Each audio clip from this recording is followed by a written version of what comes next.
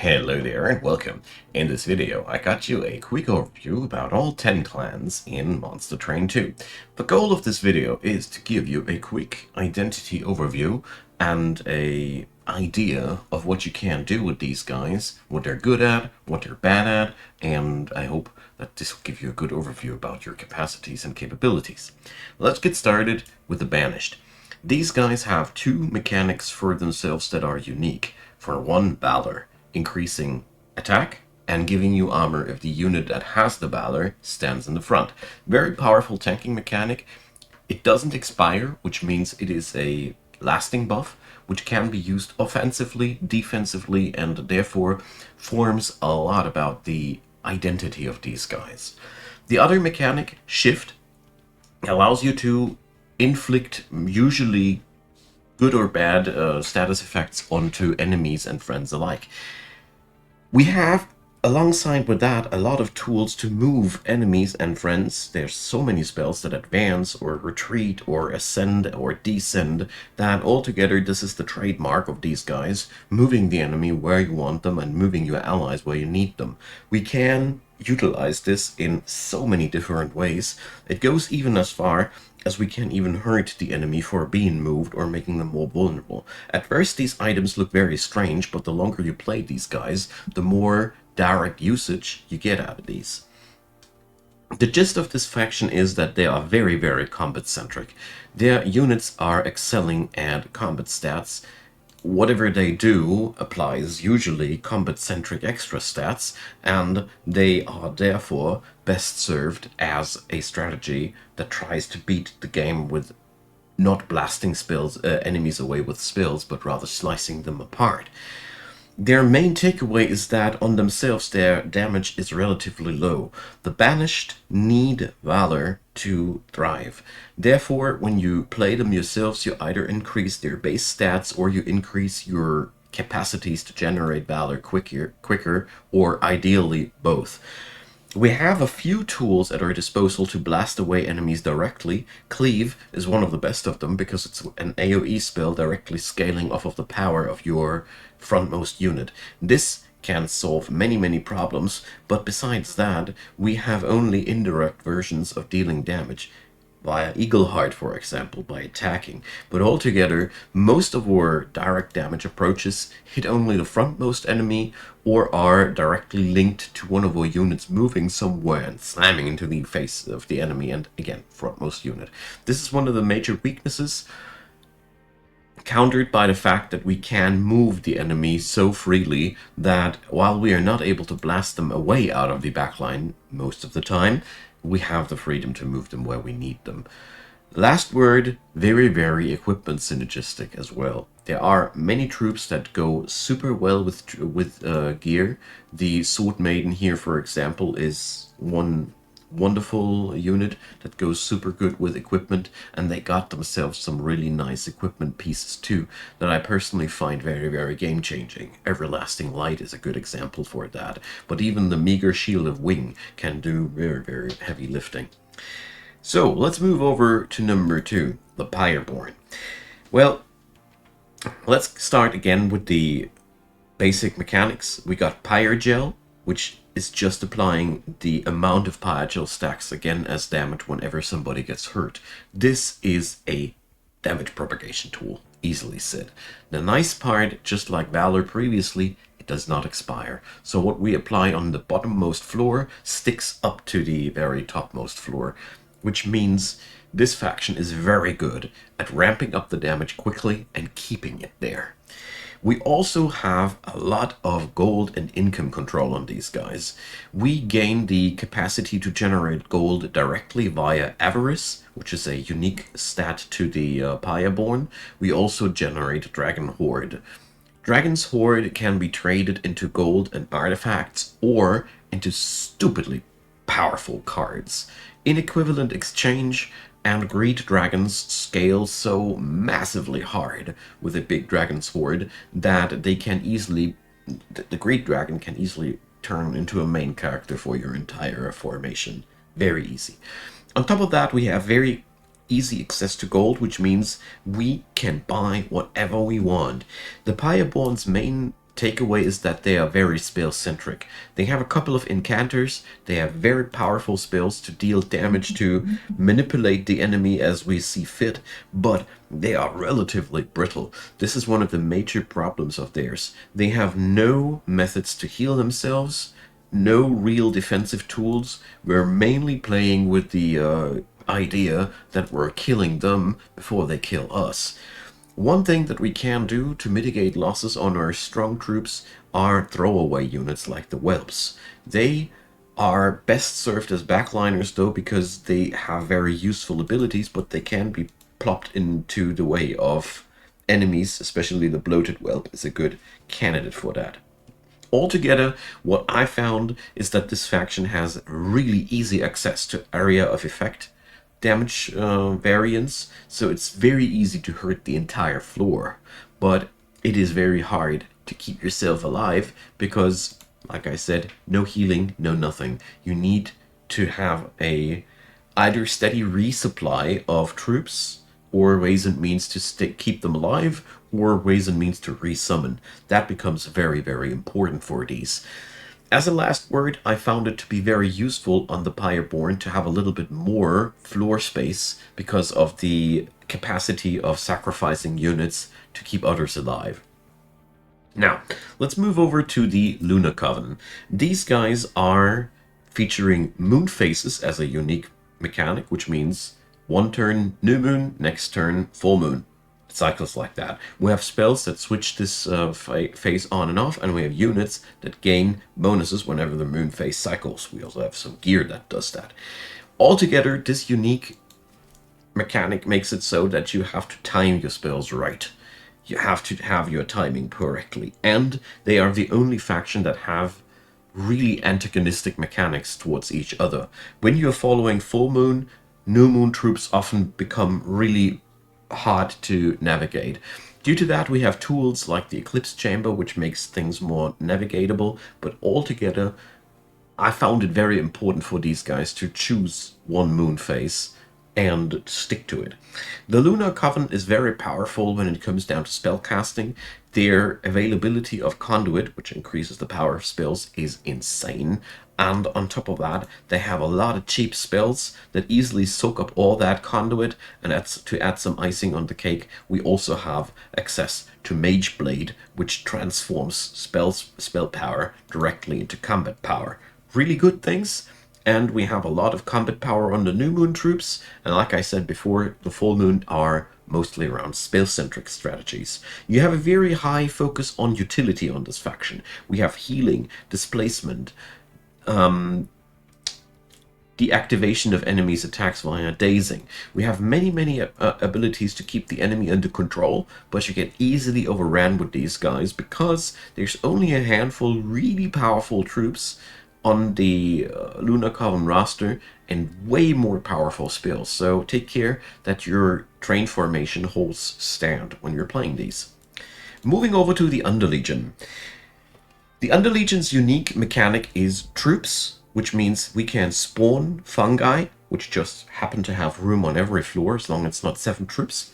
And we have also the propagate mechanic. Propagate just means that the amount of buff stacks and debuff stacks goes up by 1. This is insane insofar as this increases the stack sizes of things that usually can't be increased. Lifesteal, damage shields, spell weakness, melee weakness, you name it. All these things can get propagated, and therefore this is one of the interesting caveats of the Underlegion. Altogether, this fits very well to their main topic.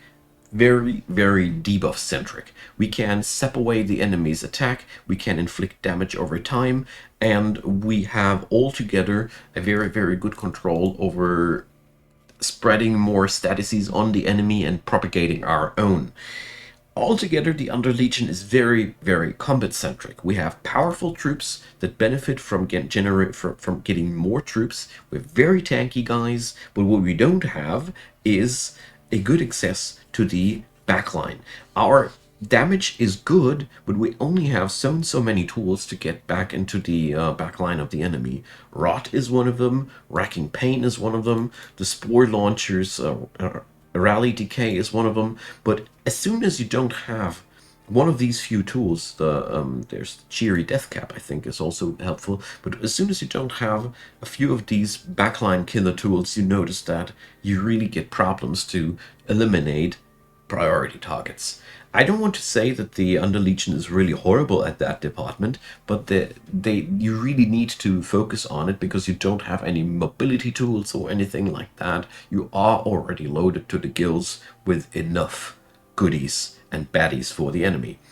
Altogether, for the Underlegion, I felt like more floor space was also a good thing to have because of the many summoning effects and the high interest in just having a lot of troops standing around and vibing and getting buffed by Propagate. So, the Lazarus League. These guys are featuring reanimation and unstable as their main mechanics. Reanimation means when your HP go down, you get another life and the reanimation counter gets deducted and all on-death effects trigger. This is the fascinating part.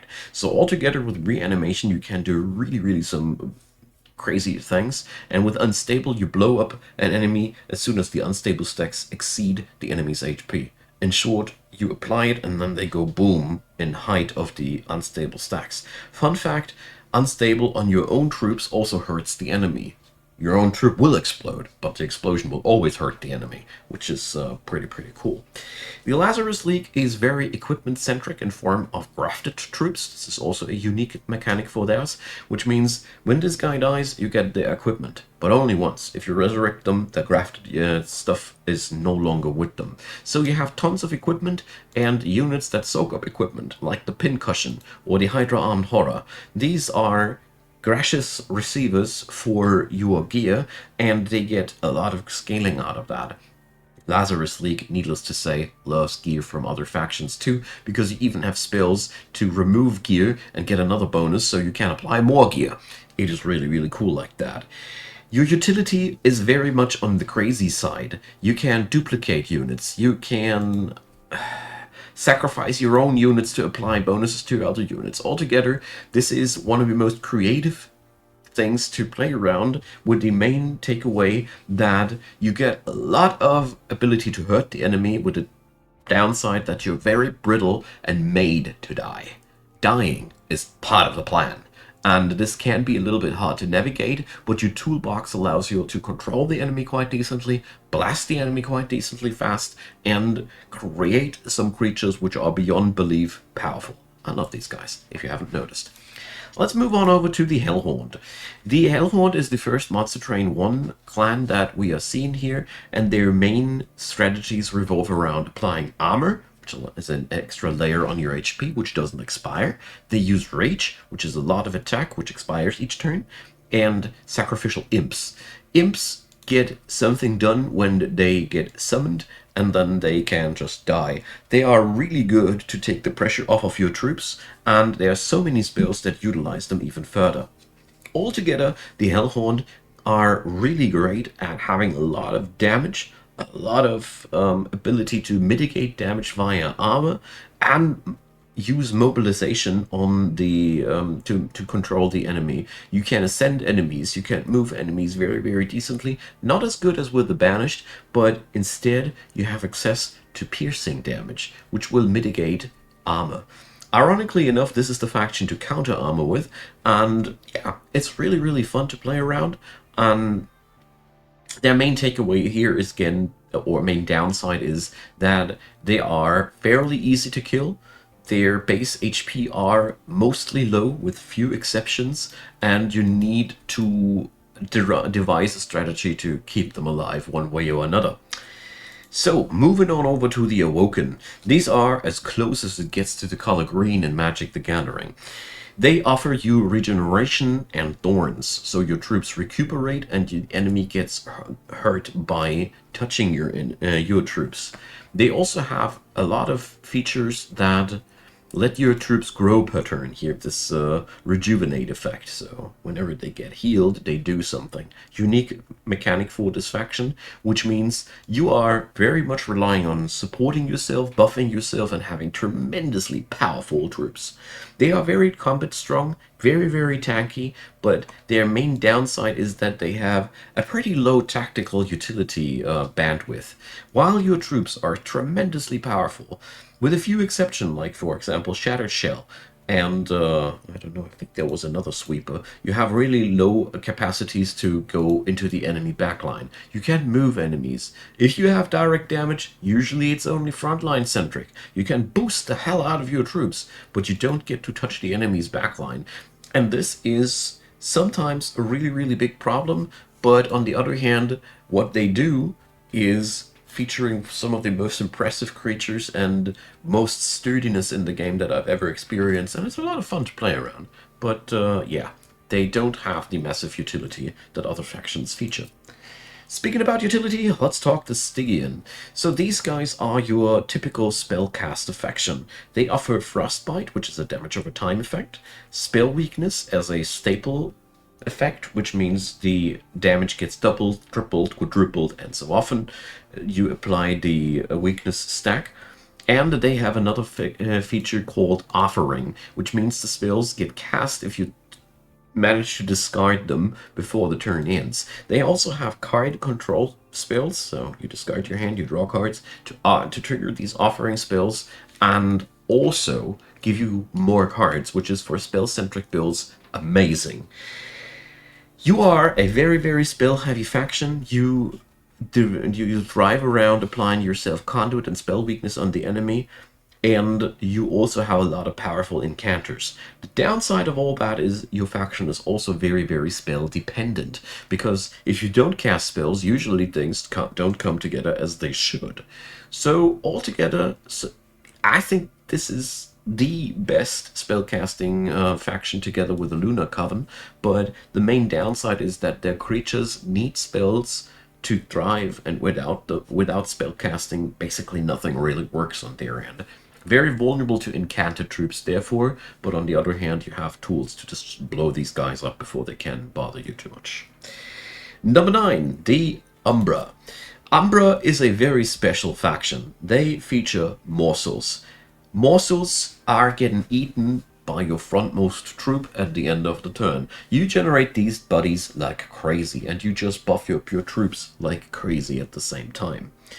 This is the main mechanic of the Umbra, allowing you to generate creatures basically at your own will. As you see there, you can add in various effects, stats, and whatnot, and therefore you have a lot of freedom. You also have troops that benefit directly from eating with the Gorge trait, so these should be the ones receiving the morsels. Your strategy also has a lot of Ember control. You have creatures that directly produce Ember, you have enchantments that deny you Ember but give you a strong speed advantage. Void Binding, for example, you get massive stats, but you also get the Ember Drain. And altogether, these guys can generate really high amounts of Ember.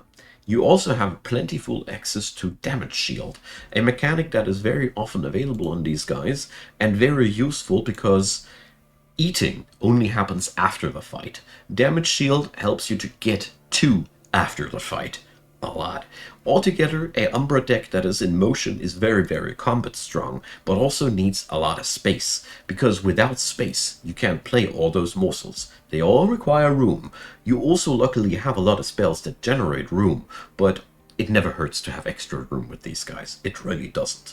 You have very powerful utility tools on this faction. Basically, you can solve almost any problem with the Umbra itself, with the downside of many tools being very, very costly.